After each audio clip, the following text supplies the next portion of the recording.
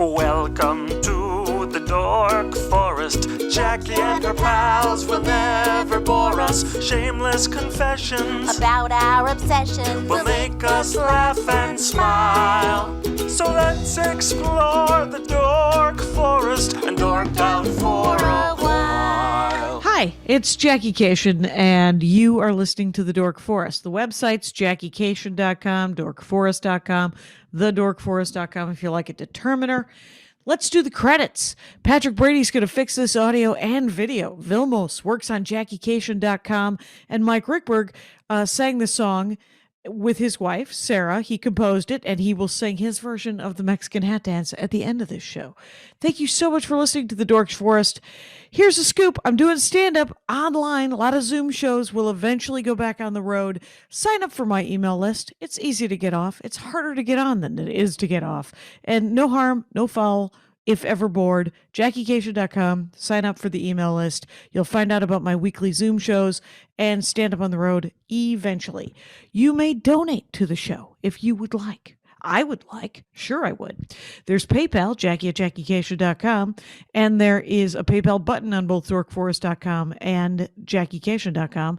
And there's Venmo, if you like Venmo, Jackie-Cation, oddly enough.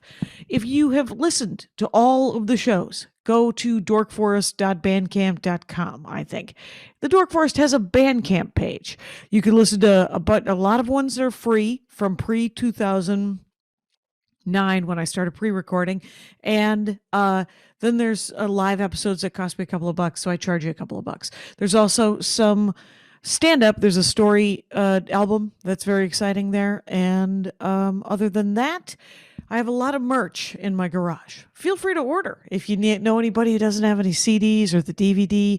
And you can follow me everywhere at Jackie Cation. Let's get into the show. Hi, Jackie Cation here in my garage. That's right. And I'm here with fan of the show, longtime Dork Forest, Riley Mangels. Welcome to the program. Thank you for having me. You're welcome. I like your headphones with the ear buddies on it. They light up too. Do they? That's hilarious. They do. It's amazing. Well, so you're like, you sent me an email because I said, do you want to be on the Dork Forest? And you're like, yeah, I could dork out. Of course. Right? It's an attainable goal. And you said musicals. I did. Now, my knowledge of musicals is, as per usual, pardon me while I brush things off of my body, because we are filming. Anyway,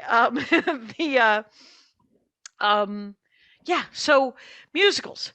I watched them as a child. We've done several episodes on the Dork Forest about musicals. None of them is Rebecca Sugar. Yeah. Rebecca Sugar did musicals. Other people have also amazing. done. She is amazing. She's the Steven Universe lady. And I love Steven Universe, which also has music in it. Yes, it does. And she plays the ukulele. I have heard her play. She does. I want to learn so bad. It looks super fun. It doesn't look, it looks pretty, it's like sort of the recorder of guitars. Right. But so I think it's easier than like learning how to play the clarinet, right? Right. So, because it only has a couple of strings. And I had one for a little while, and I didn't learn it. And then I gave it to Goodwill. So hopefully it has found a home with someone. I'm sure it did. Yes, I really do. But did you watch them when you were a kid? Were you raised in theater? Were you born in a trunk? What happened? My poor parents, they were wonderful, scary, hippie people. So they were very much into like the hard rock and the Grateful Dead. And I could probably sing you a whole Grateful Dead set from memory because I've been to so many shows in and outside of the womb.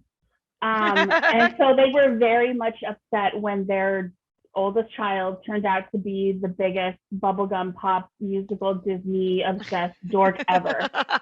Like literally, like my mom would be like, headphones, please, God, please. Oh my God.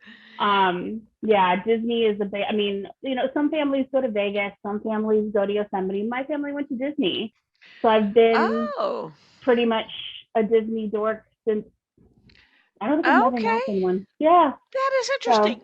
I have interviewed a couple of Imagineers, and I have been to Disneyland several times. I would like to go again as soon as it feels like I'm not going to be taking my life into my own hands here. Exactly. And I find $300.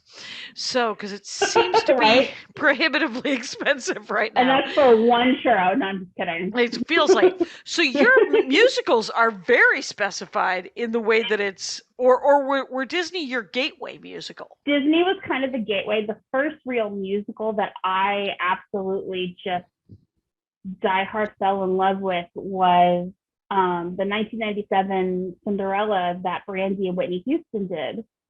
Was that live on ABC? Yeah, it was live, but yeah, it was.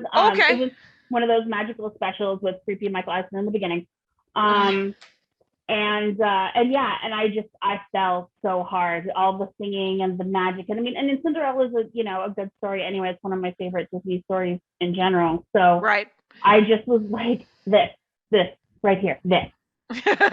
Because that was live action, right? Right, exactly. Yeah, that Rodgers and Hammerstein did the musicals. Well, the story is obviously from the 1800s, but the musical was from like the 1950s. Leslie Ann Warren did one, the really ugly color scheme of like orange, brown, and green. It was hideous. And then I loved that one too. But then when they brought in Rob Marshall, I believe, choreographed it and directed it. He did Chicago, the movie too.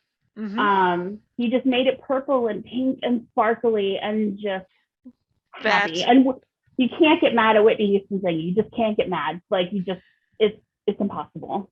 Was Whitney Houston in it? She was the fairy godmother and she produced it. Oh. And she's the one who said, Brandy, you need to be in this. And she said, please be my fairy godmother. And I'm like, yes. Oh my God. I have to find that. Is that streaming? On Disney Plus. It is available right Disney after we Plus. hang up. Disney Plus happening. Disney Plus. Disney Plus is a constant in my house. It's nice in the background. I have watched Frozen 2 no less than 13 times in the last 2 years. That was, Show Yourself is one of my go-to, hey, I'm awesome kind of songs. You love a Show Yourself. You know what? I like Next Right Thing.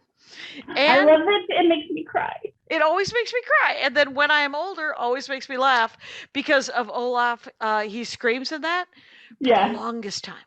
It's got to be a 4-second scream for no reason. And you're just exactly. It's like, is he still screaming? He's still screaming. Oh, God, he was so good. The best part of the movie is when he's reenacting the whole first movie for everybody. And I'm just like, why is that me at every party talking about anything that I'm interested in? Because I'm just like, no, wait, no, it's okay. The next part is the best part. I'll get to it. No, and he is that, and then of course the I forget the boyfriend's name. It's not Christoph. It's not Sven. Sven's the horse. Sven's the moose. Christoph singing "Lost in the Woods" with the '80s production. Cute. And the 90s, like, boy band pop ballad realness, I was in love. I was so happy. And Jonathan Groff is amazing.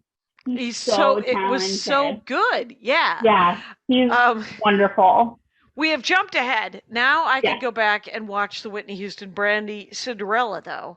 Yeah. And I was that in the theaters or was that on ABC? No, it was just on ABC. It was Okay. It was like I think it was like a Sunday night Magical World of Disney kind of deal, you know. Yep. I do. And then with ads for Disneyland in between, the one with the little girl so excited to talk to Goofy on the phone. I think I have that commercial on YouTube still, and it makes me cry every time I see it. Because she goes, "I've waited my whole life to meet you," and Mickey standing right there. That's just mean. Mean. Mean.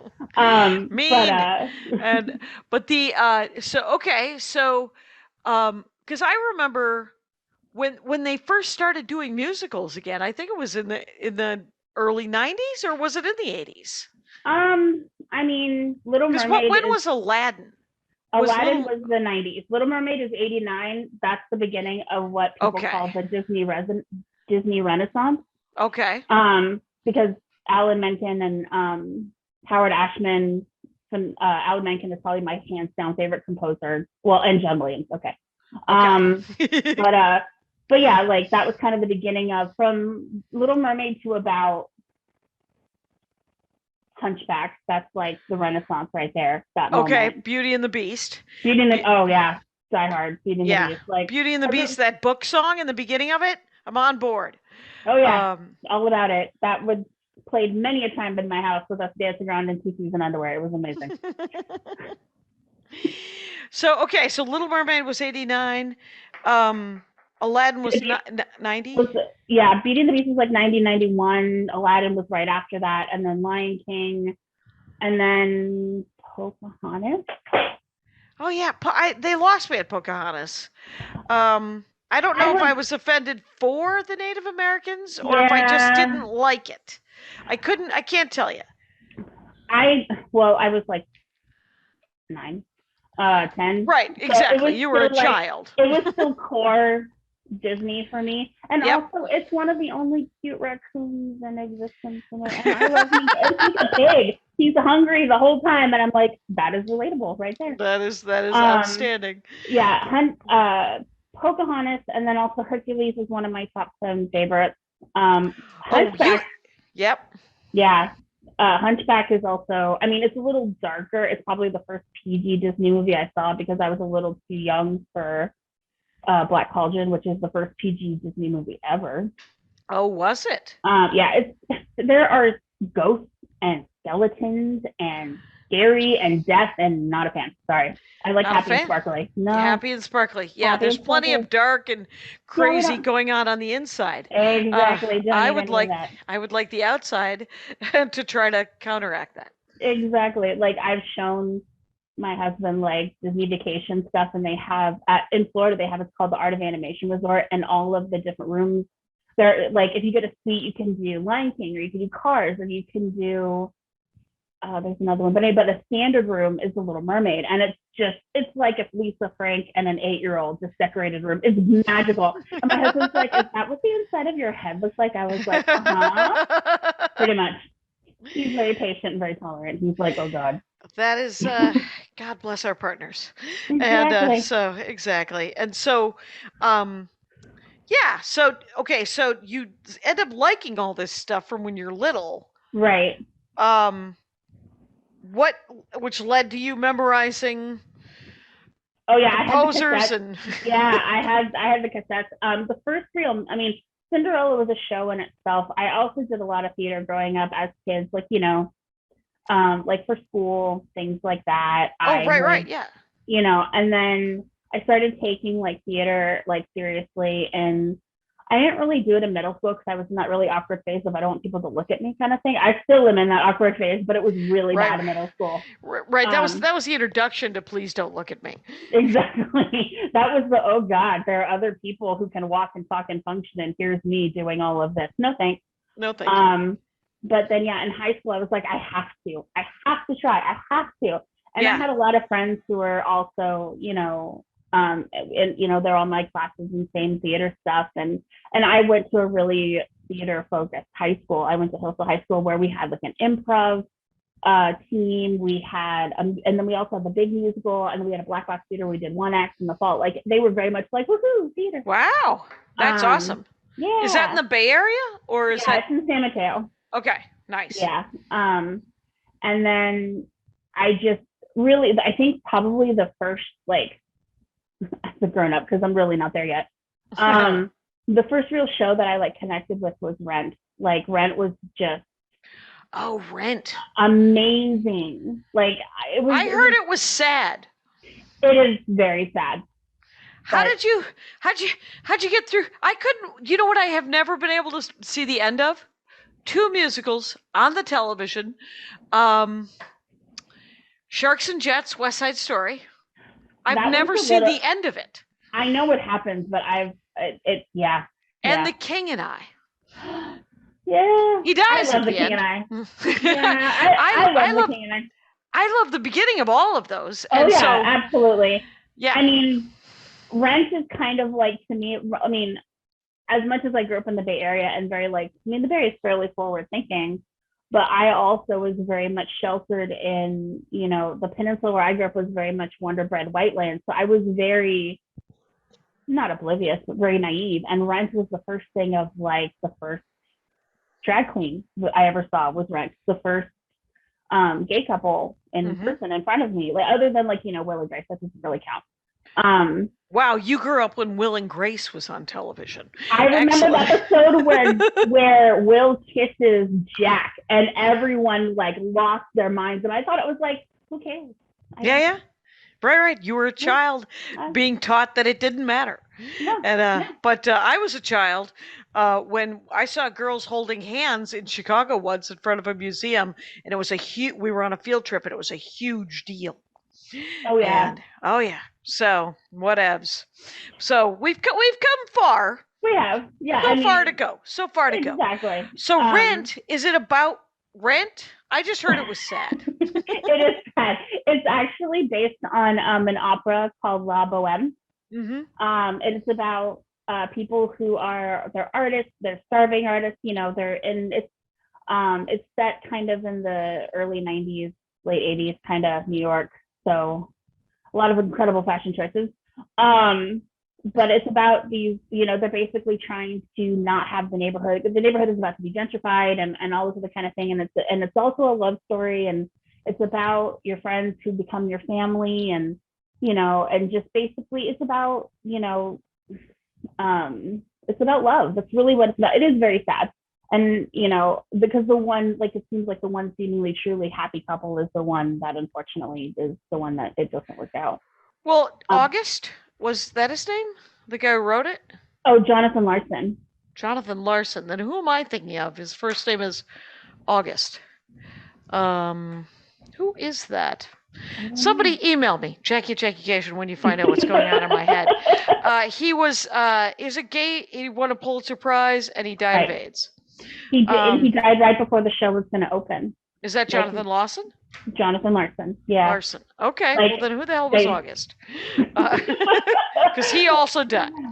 People died of AIDS right and left all through the 80s and 90s in my life. Exactly. So, yeah.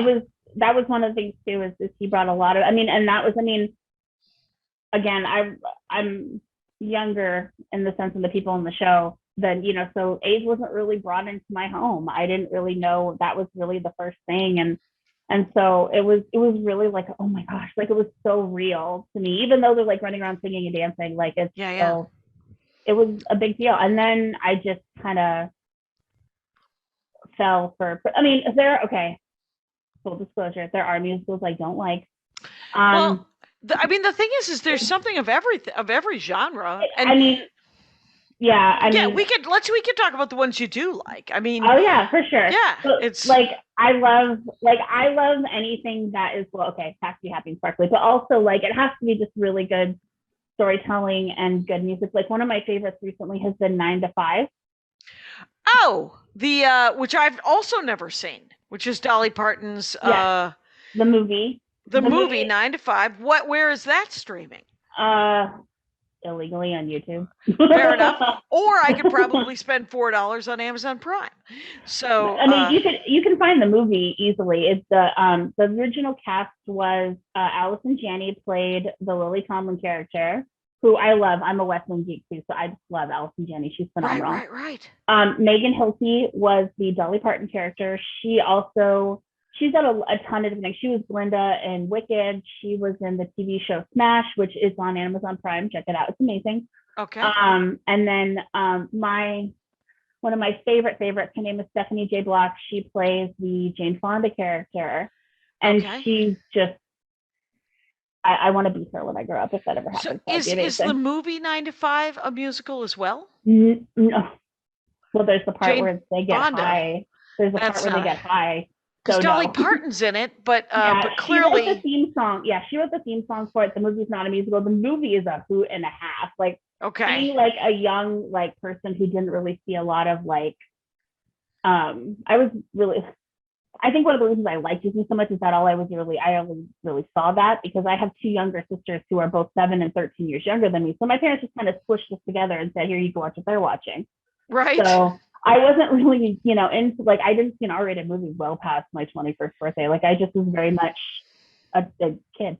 So Yeah. when I finally saw it, I'm like, they smoked pot in like the 80s. Like that's just like a thing. Like because they do that in the movie. But the musical is wonderful. Dolly wrote all the songs for it. The guy who plays the bad guy in the movie, he's hysterical. I mean, Dabney Coleman. Yeah. He's the poor man's Gene Hackman. Yeah. And then it's great. And like Dolly is just an icon. So the music is really fun and catchy. And Stephanie is just like she Your was favorite. one of her and Sutton Foster probably are like all-time favorites. Okay, so what has Sutton Foster been in? She's been in quite a lot of things. Right now she's in London doing Anything Goes, and I would love to be there, but yeah. Nope. Life, work, COVID. Yep. Mm-hmm. But yeah, she was Fiona in the Shrek musical. Okay. Which is also on Netflix, and you should watch it. It is fabulous. Brian Darcy James is Shrek, and he's phenomenal. And then she's done quite a few shows. One of my favorite things is not a musical, but it's wonderful. It's called Younger. Mm-hmm. It's a show about she's a mom. She became a mom, and circumstances happen in her life, and she has to act like a 20-year-old to get a job. And she's Sutton Foster. She's stunning. Of course, she looks 20 years old. And Hilary Duff is in it. The lady from Goodfellas is in it. The girlfriend. What is her name? I remember the first sort of dangerous musical that I saw was Grease. Yeah. Because I remember my stepmother going, I don't think you understand what this is about. Okay. Enjoy. That is a rare one where the movie is way better than the musical. The musical is long. Oh, really? Yeah, and there's extra songs. I'm just like, I don't understand what's going on. We don't need it. The movie is good, although as a kid you totally buy it, but then I'm like, how did they not know that John Travolta wasn't like 30? Oh my God, and Stockard Channing. Yeah, and like everybody is 30. No one is 16. No one is even 22. Right. So, I find that with they just redid the Babysitters Club, and the little girls that look actually 13. Like they look like little girls. And then I remember dating myself. There was a 80s and 90s series of the Babysitters Club. All of the girls are like 18. I'm like, there is no way y'all are 13. There's no way. And I totally bought it as a child, but not anymore. Yeah. Well, when you're a kid, everybody over 15 is hugely old. Exactly. And so you're like, well, it's fine. They're in high school. Of course, and everyone's taller than me anyway, so it doesn't really matter. Everyone's taller. Everybody looks like they're on the verge of death. Exactly. They all grow up faster. They all eat their vegetables, and I eat macaroni and cheese. It's okay. So you're talking theater, like musicals, not necessarily the movie musicals. I mean, there are some movie musicals that I'm not a fan of, but I mean, I love that it is now cool to like musicals. Yeah. Like, it's cool now. Like Moulin Rouge is wonderful. Ewan McGregor is fabulous, and so is Nicole Kidman. Yeah. I bought the trilogy, the Romeo and Juliet, Strictly Ballroom. Baz Luhrmann. Yeah. And Baz Luhrmann. Here's the thing. Never saw the end of Romeo and Juliet either. It's West Side Story, but from the 1600s, you guys. I was forced to read it, so... Yeah. I know how it ends. Yeah. I know. I get That's why Shakespeare in Love is actually really cool, because at least it's like romantic a little bit. You can kind of let it go, but yeah, I get it. Same with Hamlet 2. Did you ever see Hamlet 2? I saw commercials for it.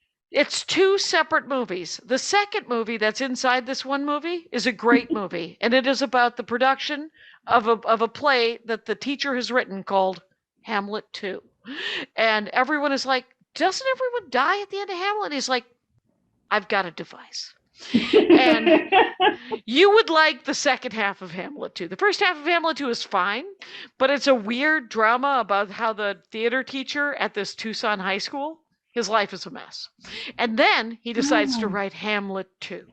And then it becomes delightful.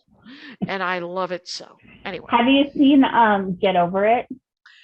Yes, I have. Martin Short is the best theater teacher ever. I'm like, I wouldn't want to have you as a theater teacher, but I love you because I had teachers like that growing up, and just Yeah, Yeah, I don't remember enough about that, but all I have is a visceral reaction to that was great. Yeah, he was so funny. I mean, the movie is that, I'm not a huge fan of like teen rom-com kind of things. I was too cool for school. Like I was like, actually read literature. Whatever. I outgrew that. Like now I'm like, no shame. I read Harry Potter. We're okay. But yeah, yeah. YA stuff, I'm in. Yeah, but yeah, that was just like a really unique thing of like they made musicals cool in high school, and that was always like a thing. Like I'm a little too, I say old. I kind of outgrew like the Disney musical. Like I've seen parts of High School Musical. That's something like that's more my sister. Oh, right, because your that's little the age. sisters are much younger. Yeah. And I will say, I saw High School Musical, and I was fascinated by it because it was like the Mormon version of Grease. Yeah.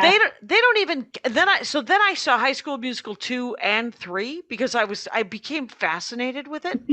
And they don't even kiss until High School Musical 3. And I was like, wow, all right then. It's a powerful thing, the Disney thing. Yeah. Oh yeah. They shut them down. Exactly. So yeah. So live, did you see Rent in the theater?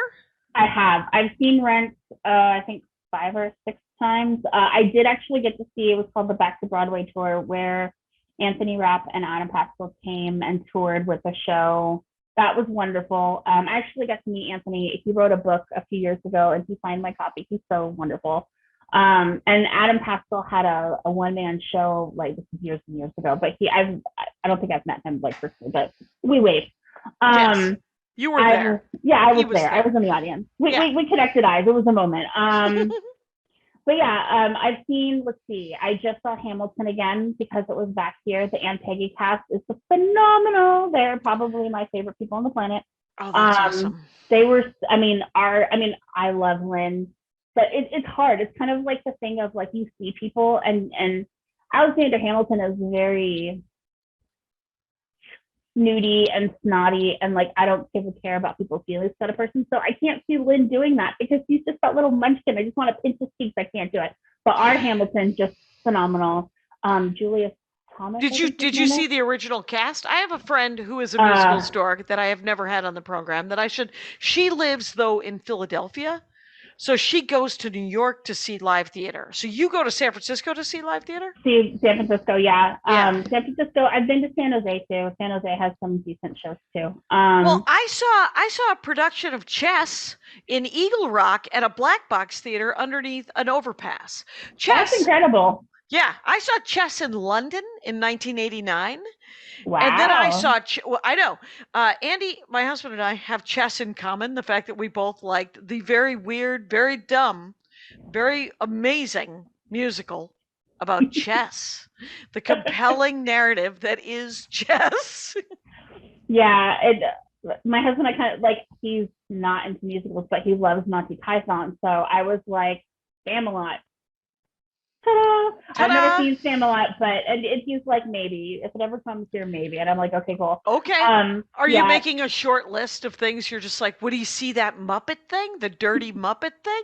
Oh, he would see Avenue Q. I've seen Avenue Q a couple times. It's hilarious. Okay, I wanted to see it. I haven't seen it yet. Yeah, I saw it. It toured here forever ago. I saw a musical. Yeah, go ahead. I saw it also, I think another a repertory theater did it here in San Francisco, and it was really cute. They did a really good job. Yeah, because there's great ones, and then sometimes you just see live theater or live musicals, and you're like, so much work. This isn't great, or this is so weird. I'm not a huge. This isn't my favorite thing. But there's so much work that you have to appreciate how much work it was. I saw every show is like that. The Bodyguard. Which was that Whitney Houston movie that they turned into a musical. Yeah. And they played it a little too seriously. The movie wasn't even played seriously. Right. So we left going. We bought season tickets to the Pantages one year so that we could see Hamilton. And so we saw Hamilton, and then we saw a bunch of other plays and some musicals, and it was very exciting. Yeah. Yeah. I have friends who do that, and they'll be like, hey, the show is coming up. I'm like, you are taking me.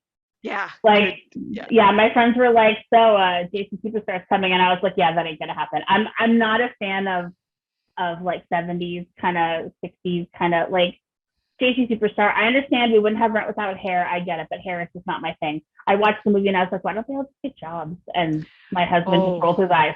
I have to say that I saw hair. It was I sort of got sucker punched into seeing it because when I went to college back in the 12th century, there used to be movie night on Fridays and Saturdays. You would for $7 for 15 weeks you could see a movie, and so I saw a pile of classics, and one of them was Hair, and so we're watching Hair, and I was like, I love it, and then he dies, and I'm sobbing, sitting next to my friend who grew up in New York City and saw the production when she was a child, and I was like, you didn't tell me. Yeah, there are a few shows that, I mean, you know, if you ever go see Les Mis, that's not a cheerful Not story. a chance in hell. I was like, wait a minute. It's in the title. They're miserable. And there are some really good funny moments. So my voice teacher has been like, so is that a character? There's a couple and it's a very outgoing, like loud character. And I was, she's like, have you thought about maybe preparing a song for that? I was like, you're joking. No, I would feel ridiculous. But speaking of Hamilton, my voice teacher, she actually worked with Chris Jackson's wife. They did shows and stuff together. So she'll be like, oh, look at the picture of them. And I'll be like, shut up. I know. I love Chris Jackson. Hamilton is amazing. Also on Disney Plus. Yeah, also on Disney Plus. And because of course, as a middle-aged white woman, I heard the soundtrack first. And then it was revealed that the cast were people of color. And then I saw, and what I tried to do before it was touring anywhere near me, before I once asked a friend of mine, because she said, I'm going to see Hamilton, and I was like, the tickets are $1,200 a piece, and she said, I'm rich, Jackie. And I was like, oh, I forgot about that. I'm so sorry. And she's right, she is rich, but at least she's aware of it. But the thing is so what I did was I took clips from the different PBS, like the news hours, and I would watch. I was like, so this is how it starts, and then this song, and then I would try to see. And when I saw who was playing George Washington, I of course had never heard of Chris Jackson, but I looked at him, I was like, he is George Washington. He is what you would want George Washington to be. He's wonderful. Like and also he's Moana's dad, the singing voice of Moana's dad. Oh, yeah. Really? On Moana? Oh, that's exciting. Yeah, I was like, wait a minute.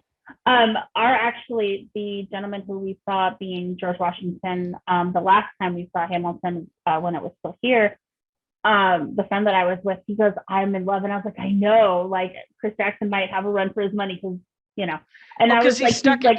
And what was really interesting, and I didn't notice it until my friend pointed out, but he was just like, the way he talks, the way he phrases is very much like how Obama would speak, and very much like just the way of like just the eloquence. And I was just like light bulb, and I was like, oh my God, yeah, I get it. Yeah. This is an orator. Oh yeah, it was amazing. Yeah, that cast, what I really appreciated about the cast, I mean, you know, they left because of COVID and we didn't know if they were going to come back, and they did, and we're all very excited. What I loved is they kind of just did, pardon the ungainly phrase, but balls to the wall kind of moment. Just like you could tell they were thrilled to be performing again, and they were just so happy. And like what I loved is when we were there, the women they didn't look like ingenues. They looked like they were my age, and they were Angelica and Eliza were both plus size, not just like plus size, but plus size. Yeah. And I was like, yeah, I can do this. Right. Well, not the rapping Pay part. attention. Yeah, not the rapping part, but and their hair was like natural and amazing, and some of them had locks, and I was like, oh my God, so happy. It's probably the best. I mean, I've seen it 4 times. That was the best time. That is awesome. The thing about theater is that it should be inclusive, right? It's always traditionally claimed to be so inclusive. And then, of course, there's like a curtain goes aside and you're like, except for these people. Right. It's hard because you kind of get to, I mean, there's kind of classes of roles. I mean, it's the same in Hollywood too. There's the younger roles, then there's there's not really anything for our age except for the best friend, the mom, or and even those are all super foxy. right. And but the thing Like- is it's there should be, because I remember I read some article about the first time how they would not cast black ballerinas right. in a cast with ballerinas or a ballet that was mixed race, and it wasn't because of segregation, but it was because of segregation. But their Right. thing was that it just, well, it won't look, you're just like, you are this is out loud, you just said that. And Right. so it's like, it's one of those things though that you don't think about, in my crazy white brain, where I'm just like, oh, I never heard it before, I just need to learn, right?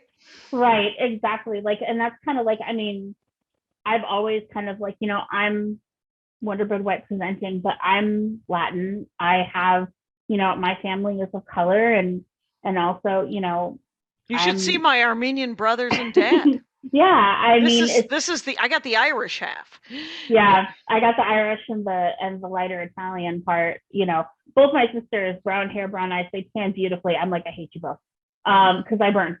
But I was so like oblivious as to what it could be, or like, I mean, ballet is a little bit more talkative too. Like, you have to be certain sizes, you have to be certain. I mean, and you can dance and still be any kind of size you want.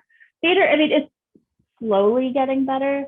I mean, if you look at Renee Elise Goldsberry, who was Angelica in the original cast, she was Mimi on Broadway at 35 in Rent.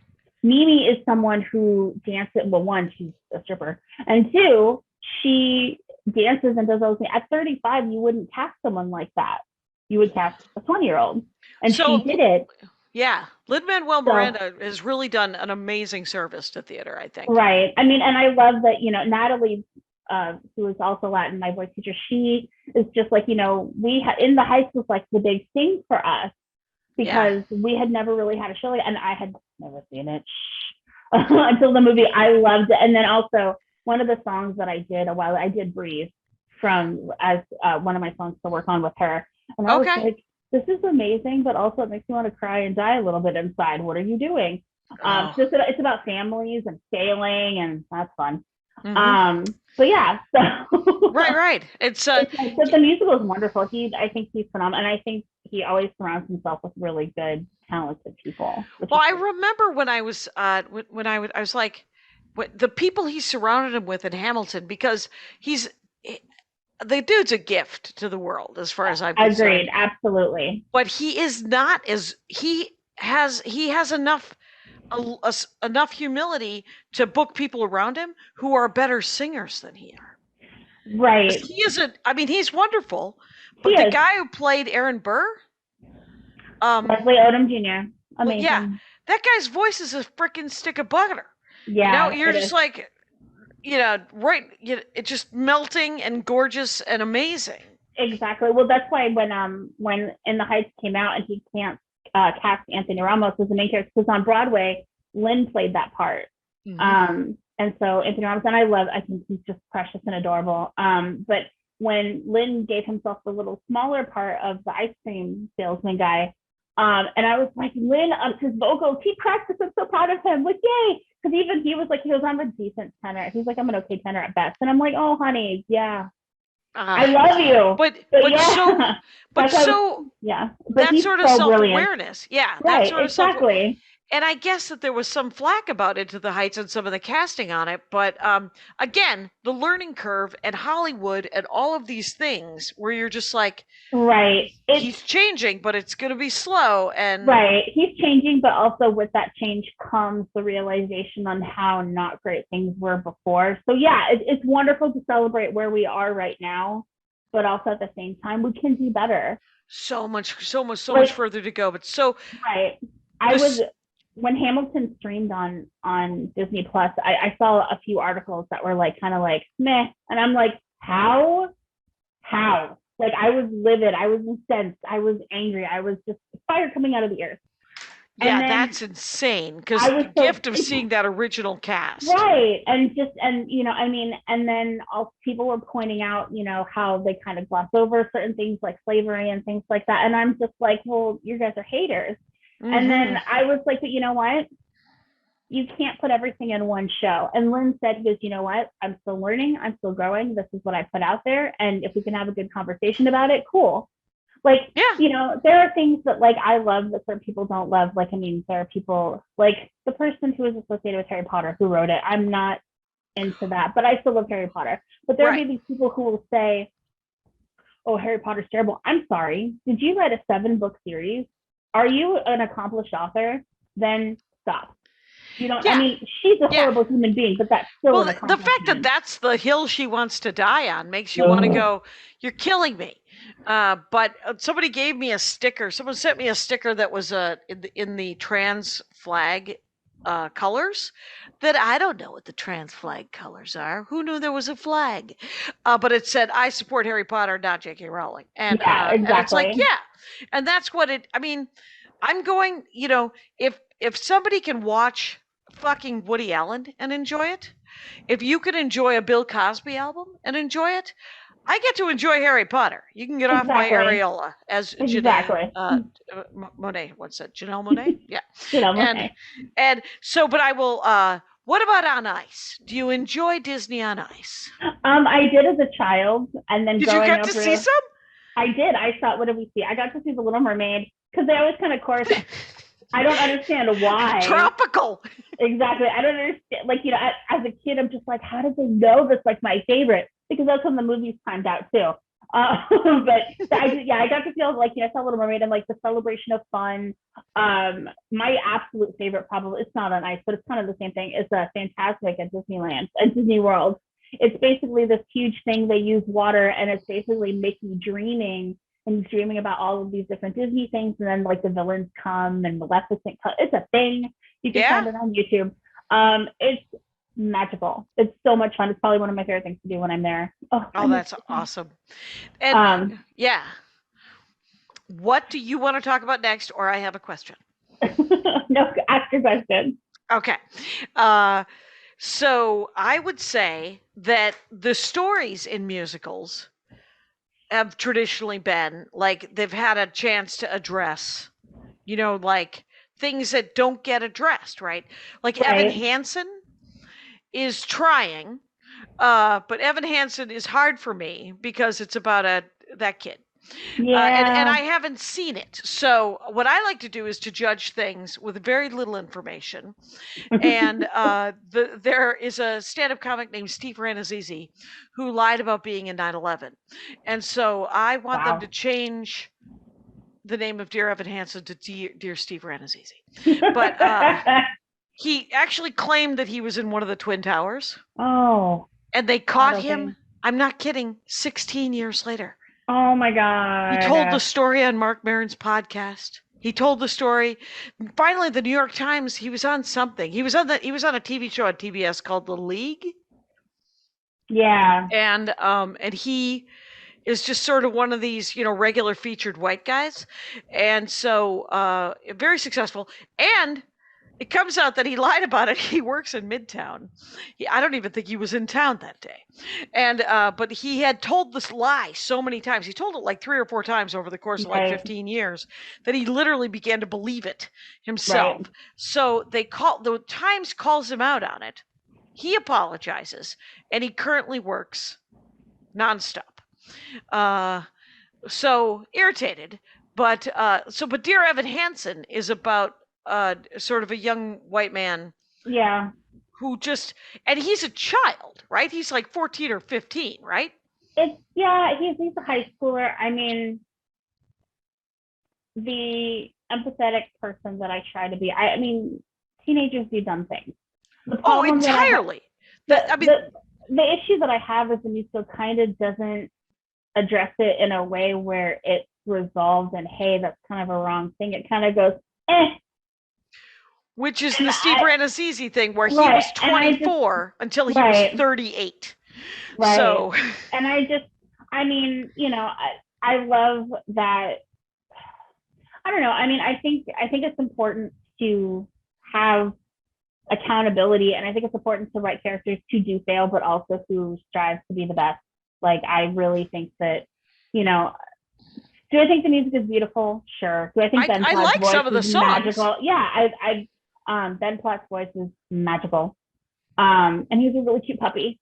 His dog? Yeah, his dog is follow him on Instagram. Okay. But yeah, it like, I mean, and there are certain things that I like, you know, like the Book of Mormon. A lot of people think it's hysterical. I mean, and I love some of the people who've been in it, like Andrew Rannells, who's fabulous or whatever. But I think it's really kind of cringy to talk about, you know, Mormonism and you know, colonizing other countries and things like that. Like, I just think that's a little, like, it did not age well.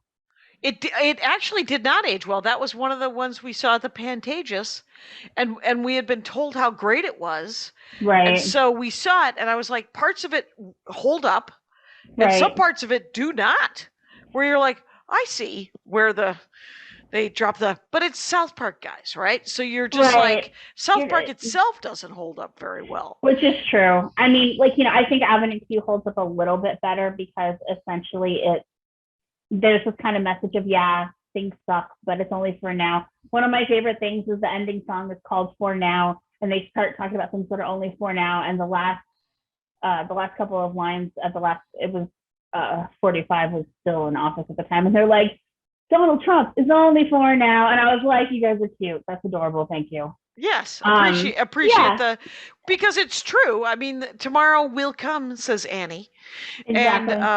And it is true, because that is one of the things I like about all different kinds of art forms, is that they give you hope, even though you're in a terrible time, you know. These are hard times we're in. Exactly. And I think, and that's one of the reasons why I love music. I mean, you know, call me corny, call me sappy. A lot of these musicals are about having a resilience of spirit and being kind to people who are different than you, kind to people who you don't know who they are. I mean, it just, you have to, like, and that's kind of what, at the core, that's what I think what my musical theater is kind of about. We're a community of people who didn't really necessarily fit into the norm or whatever, but we all came to this place, and this is what we do. There's a really wonderful, it's on YouTube, when the Kennedy Center does their honors thing, I think it was 2011 or 12, they honored Barbara Cook, who was the original Marian the Librarian on Broadway, for The Music Man. You know, she has since passed, but which is ironic because Sutton Foster's in it, and now she's Marian the Librarian on Broadway, with Mr. Hugh Jackman. But they did they do the tribute kind of thing, and quite a few people are in it. Glenn Close, who I had no idea was a Broadway person. Please take my card. Yeah, we have the joke of I have a card carrying Broadway fan, and there will be times when it's like, just take it. I didn't know, like, my voice teacher she's not older than me, but she's older than me. I didn't know that Mandy Patinkin was a big musical person. I thought he was just on Criminal Minds and The Princess Bride. Sure. You know, that guy, the Charles Kimball, who was on Murphy Brown, the guy who played Jim Dial, the talking head dude, he was in musical theater. Right. Or I have friends who'd be like, why are you all geeky about Law and Order? That's Jesse L. Martin and Jerry Orbach. That's the original Billy Flynn from Broadway, and that's the original dude from Rent. I'm blanking on his name. Tom Collins. There you go. Yeah. But yeah, and they'd be like, they sing. I'm like, yeah, whatever. But I was going somewhere. Anyway, but yeah, we all pull from those amazing places. And that's one of the things I love about theater. I love that you can find it's on Amazon Prime. It's called Smash. It's about, they're trying to recreate a Marilyn Monroe musical. It's got quite a few people from all over the Broadway spectrum. It's got Brian Darcy James. It's got Angelica Houston's in it. Christian Borle, my other Broadway husband. Wow. Magical. And that's on Prime? Yeah, it's on Prime. Okay. I caved and bought the seasons because I just didn't want to wait anymore.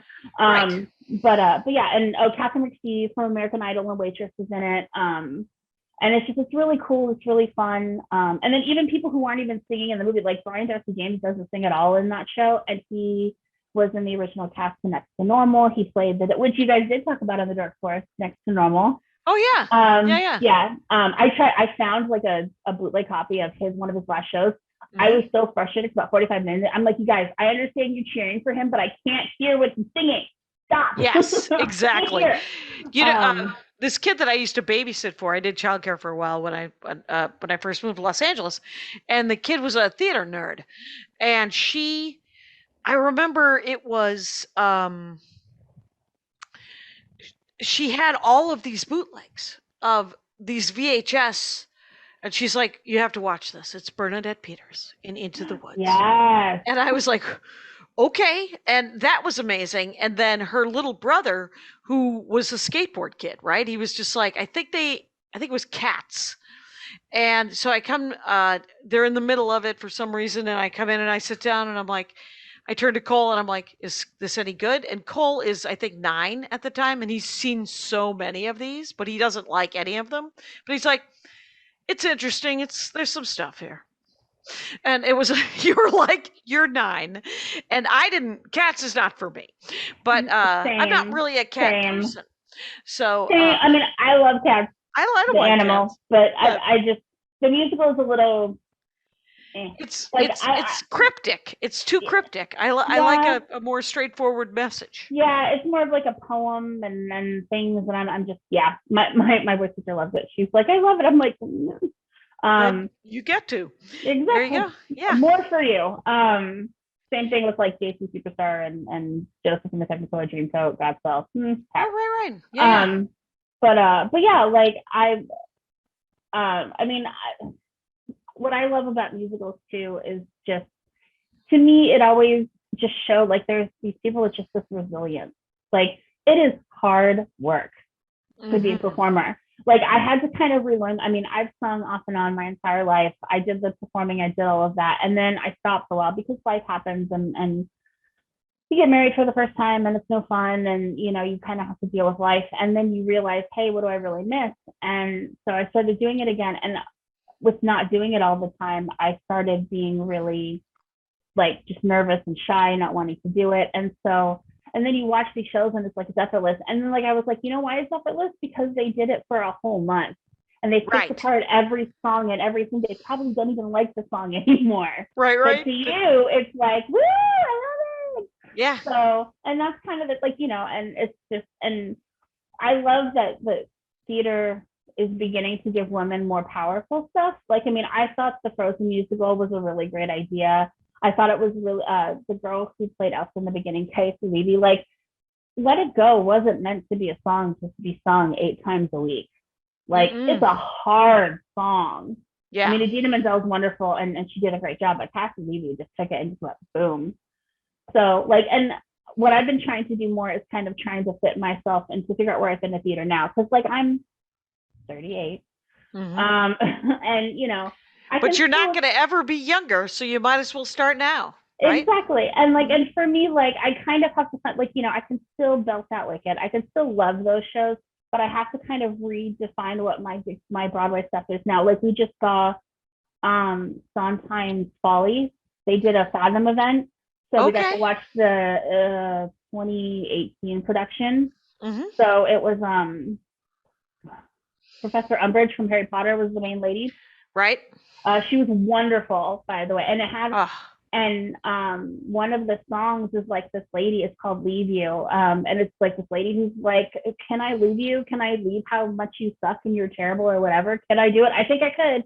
And that's totally the opposite of what I do, my aesthetic normally. I'd like, if it's nerdy, geeky, cute, kind of awkward, me. Yeah. So that was just like this tall, like rich woman being like, no. So I'm just like, that's it. That right there. Want to do that one. Yeah. Right.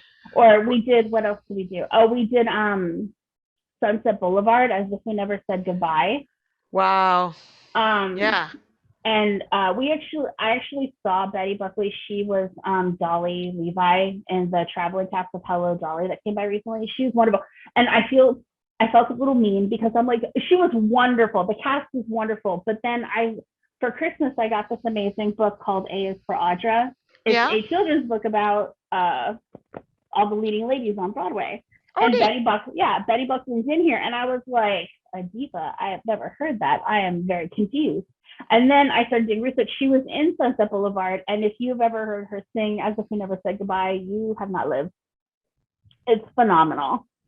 And it's all about a lady who's basically afraid of like fading into the light, and she kind of loses her mind literally over it. But Yes. It's an interesting show. It's a really interesting, like, it's sometimes to me it's kind of like, I feel like I've graduated from like, okay, Rent and fun musicals, and now it's like sometimes stuff is grown up. Yes. Like Into the Woods is fun. Like the movie was, I've only seen the Disney movie, which I thought was wonderful. Everyone's like, James Corden can sing. I'm like, of course he can sing. Have you not seen Carpool Karaoke? Come on, guys. Yes.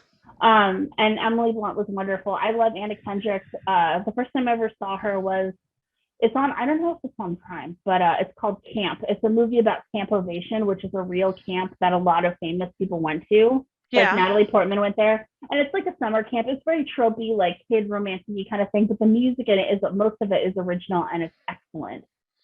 And they do a lot of Sondheim musicals. Like there's a very funny bit about like the two Black students come in and they're like, guys, we want to do a show. Like we want to do a show that represents us. And so they do Dreamgirls.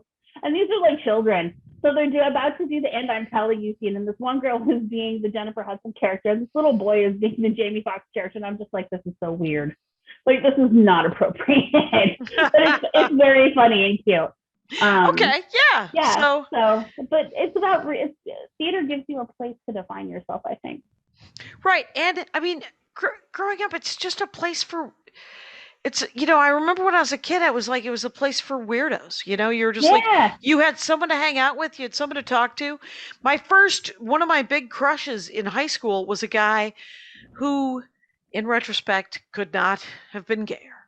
And had to explain that to me when he was 15 and I was 15 and it was, 1980. So, and he was like, we're going to see, the midnight movie, whatever. Rocky Horror Picture Show. Rocky Horror Picture Show. I go every weekend with a lot of guys, a lot of friends, and you're great. Anyway, so I was like, well, can I come? And he's like, no. I need to be with these weirdos and feel like I'm part of something. So he was an incredibly nice young man, and he tried to let me down as good as it was, but it was so, you need a place to learn and to be safe and learn that you're of value, Exactly. And I think that theater gives that. And also it gives you a place to realize that it's okay to be, not only is it okay to be who you are, but here's a place where you can be celebrated for who you are. I was on a Rocky Horror cast for a number of years, not performing. Oh, okay. But like tech and helping out and things like that. I had friends and ex-partners who were there. And it was great. It was okay. It kills your weekend. Mm-hmm. Because you go on Saturday night, you start not drinking. What are you talking about? You start drinking at 10 before the show and you don't get home until 4 the next day. So your Saturday is pretty much shot. Right. It's, but it was so much, in San Francisco or a couple different places. Menlo Park. I know they had a sector. We did Reno. It was fun. Our cast got so big that it was either the little theater inside or the big amphitheater, and they kicked Hoobastank, the actual band. I don't know if they're still a thing, but they were a thing at the time, and they were kicked out of the amphitheater and then to the little theater because we had so many people. It was right. Mm-hmm. Very cool. It is very cool. They had our name on top of it, and I was like, this is awesome. And then, eventually it kind of became something I grew out of because I don't like petty people, but it still was a place of, I was celebrated for who I was, even though I was like Disney princess, sparkle, happy all the time. And most people there shopped at Hot Topic and did a lot of things that I was not into. Yeah. I was still celebrated for who I was. Right. It was so inclusive that it was people that you could like and not like and like and not like. I mean, it's so, you're just like, No, those are different weirdos than the kind of weirdo I am, but we're all Right. hanging out to put together this thing, and then afterwards we'll go into smaller groups. But at Exactly. least, yeah. And I loved marching band, and I Yeah. loved debate class, and I loved, I had my dorky nerd things that made me feel human, Exactly. They were that I like, was a person. your tribe, your Yeah. tribe, your people. Yeah. I mean, and when those people like go on and do amazingly fantastic things, it's like yeah, like it's awesome. Like in the theater community, one of the community theaters, and then one of the girls who used to do community theater for I think in Livermore, she's now on Broadway as Elphaba in the new Wicked. Like that's Huge. mind blowing, right? Yeah. Or And you knew her. yeah, And I didn't, but yeah. Well, yeah, you could have. I knew Usher. Yeah. James Monroe Iglehart, who he directed shows in the Bay Area, and he was also in the traveling cast of Spelling Bee, which is another one of my favorite shows. He played the comfort counselor, and then he won a Tony for being the first genie in Aladdin. And we know each other, like Yeah. we like each other's posts. Like it's What's not the anything spelling bee? So wait, you've given many suggestions that people should definitely watch. We're approaching an hour, just so you know. Okay. And so everyone should see 97 Cinderella. Yeah. 9 to 5 if they can see it. The Alice and Janney musical.